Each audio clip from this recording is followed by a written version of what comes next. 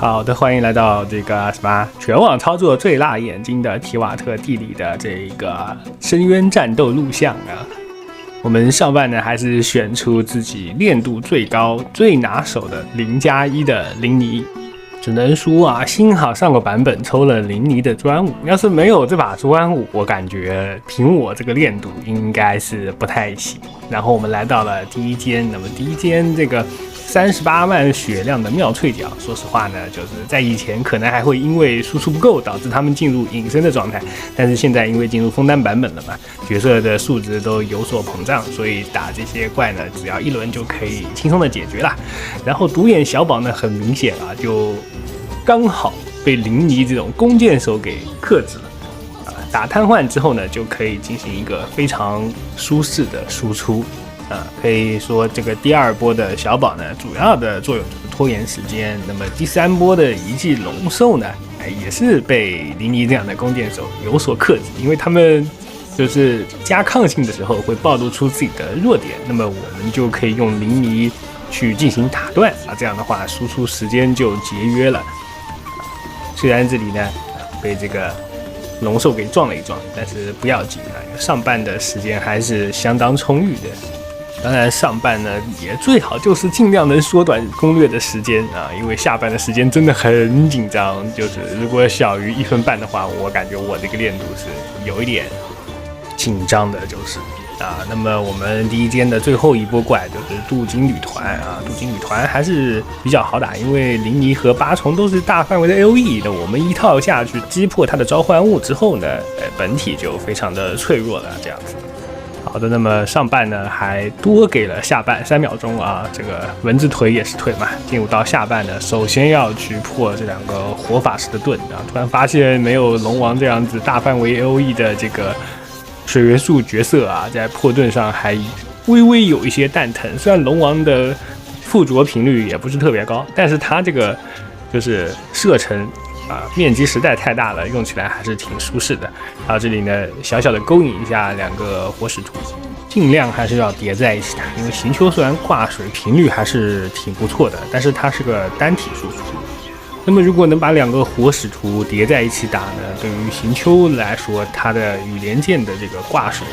就能比较高效的利用一下，这样就有助于我们这个快速的去破盾。好的，那么他们现在已经进入到了这个护盾状态啊，护盾状态一定要小心天上掉下的这2个炉心。那这2个炉心其实虽然能够削减大量的这个盾值，但是它有时候炸的时候，2个如果炸得特别开，那一下子就又变得很蛋疼了。那这2个黑蛇骑士呢，他们好像是打到护盾以后会闪现回原地吧，就感觉这个特殊功能有一点小积累啊，但是我这反正也没有盾，无所谓。那根据我的观察，就是他们好像你能控制好初始的距离的话，他们就会出招，然后走位都完全的一致，好像会大大的提高这个攻略的效率啊。那时间还有最后的3秒，也是有惊无险的。成功来到了下一间，那么下一间是白给的剑鬼啊。不得不说，这个剑鬼实际上还是有那么一点点小麻烦的，尤其是对于像林尼这样一个角色来说，因为我这个林尼他是需要打超载的嘛，剑鬼一个后撤步呢，他就会离开8重的这个杀声音的范围，所以呢，就是要把控好释放的位置和距离。的一套打到了锁血，然后呢开大闪避一下，展现了一下难得的操作，真的是。接着这个剑鬼居然还在原地进行输出啊，他感觉是在诱导我，这个骗我招呀。我直接开出一波大招，不惯着他。我靠，这剑鬼简直了啊！这波操作秀了我一脸啊，直接躲开了我一个大招，可以，非常的厉害啊！又闪了一波，这个剑鬼灵性操作，我感觉比我强太多了呀，真的是。好的，我们这个在被秀了一脸以后，进入到了第2间啊，希望我们能学习到剑鬼的这种灵性操作。上来呢，这个同命海乱鬼啊，想起曾经2.0的时候，这2个家伙在深渊里面啊，我也是打得要死要活呀。现在只能作为开胃前菜，我的天，这个地位真的是急剧的下降在他们还没有砍出几招的时候，就快速的了结了他们，他居然还劈回来，他这个时候不回血还劈回来，策略有些失误。好的，然后这个2个机器人呢，他们是那种边打边退行，所以就一直要保持在他们的身前，不然他们就会往两边走，那就很难受的。所以这个就很害怕，突然一下位移到他们中间啊，会把这个距离拉得更开啊。其实现在他们就已经拉得很开了，所以打的就还是有点消耗时间。不过还好，第2阶应该总体来说是最简单的一阶，虽然怪物的波次比较多，但是血量都还是可以啊。然后这个2只炎元素的流血狗那就很舒服了啊。如果是雷元素的流血狗呢，打着打着它进入狂暴状态，可能就又不太好打啊。然后你就看这个深渊怪物的排布嘛，这个小心思还是非常明显的啊。上半下半啊，那先给你来空壳怪，然后拌一下盾，然后完了以后中间这一层，然后这个第2阶它给你上2个炎元素的流血狗啊，就是你上钟离的话呢，可能就会稍微有一点拖延时间啊。虽然说这个拖延时间对于很多玩家来说其实是不是那么明显的感知，但是我感觉对于低练玩家来说，这一点点时间真的还是蛮要命的。然后这最后一波的3个这个机械呢，就跑到那个最矮的那一个啊，跑到最矮的那个地方进行输出，这样呢，他们就会往场地的后方去进行一个这个行动啊，这样的话就有效的拒怪嘛。那么第2间也是比较顺利的通过了，因为第2间确实是这期深渊我感觉是最简单的。接着呢就来到了这个机智怪半永恒统辖矩阵。那以前的时候呢，这个机智怪我肯定是要带上一个雷草来破机制的，这样的话节约一点输出的时间。但因为这个抽到了林尼的专武嘛，所以这个伤害就比较充足，可以就是半破机制啊，只通过8重去打他这个草灵剑让他瘫痪。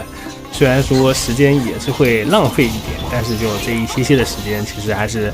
可以接受的。那么现在他瘫痪了，我们尽情的进行一波输出，在他瘫痪的时候尽量能多打一些伤害啊，不然他起来没过多久呢，又会进入到这个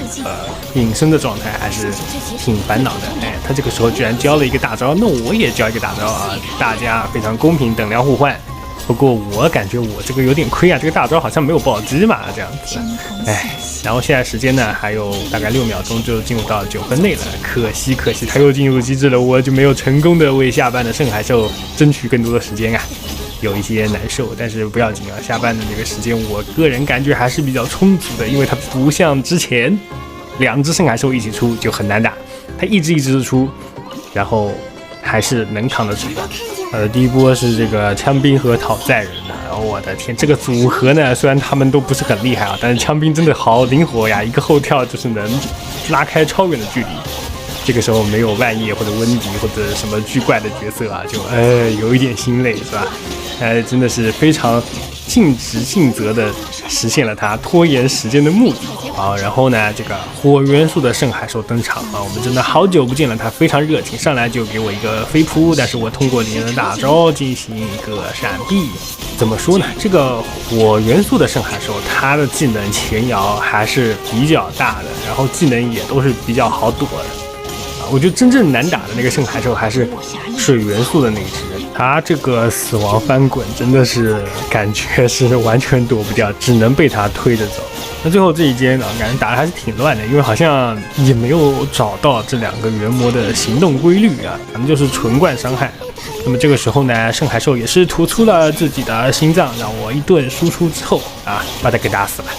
接着就是最后的这一波，时间呢还有40秒，感觉应该还是比较充足的时间。挂上草之后呢，就是这2个螃蟹啊，它如果是没有壳，它就会不停的后退啊，它们也是挺猥琐的，真的啊，所以就先挨着他们把他们处理掉，处理掉之后呢，和这个蝎子来来进行一波单挑。蝎子来来还是一个碰撞体积非常大的人物，不过他的这个行为动作还是哎呦喂，行丘倒下了，真的行丘倒下了，但是不要紧，他已经吐出了心脏，那这样的话优势在我。那么我们这期深渊也是打完了，不得不说，如果是没有龙王的话，还是非常难的，我觉得还是非常难的。而且我现在应该也不算是一个什么低练度的玩家了吧，毕竟我这个林尼也是有专武的人了，对吧？